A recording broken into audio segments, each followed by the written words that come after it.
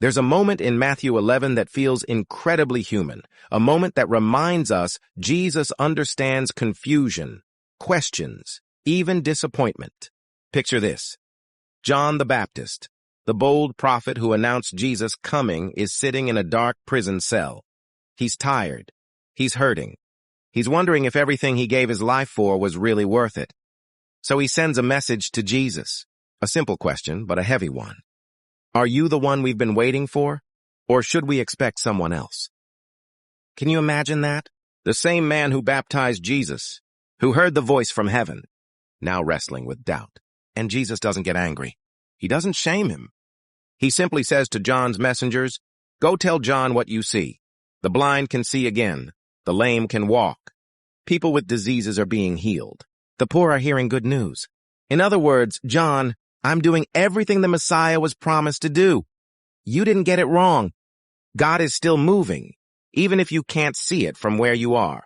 Then Jesus turns to the crowd and talks about John with respect, almost like honoring a friend who gave everything. He says John was more than a prophet, that no one born of women was greater than him. It's this soft moment where you can feel Jesus' heart. He never forgets people who stood by him, even when they struggle. But the chapter doesn't end there. Jesus starts talking about the generation around him, how they complain no matter what God sends. Too serious, too joyful, too different. It's like watching people who want change, but refuse to accept it. And then the tone shifts again. Jesus looks at the people, tired, worn, carrying burdens you can see on their faces. The camera would zoom closer here. His voice softens. And he gives one of the most comforting invitations in the entire Bible.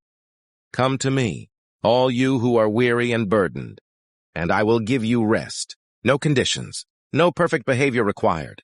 Just come, he says. My yoke is easy, and my burden is light.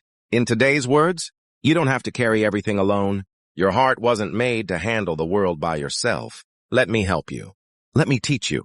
Walk with me instead of trying to solve everything on your own. Matthew 11 is a chapter that starts with doubt, moves through confusion, and ends with an open-armed invitation to rest in peace. It reminds us that God doesn't push away people who struggle.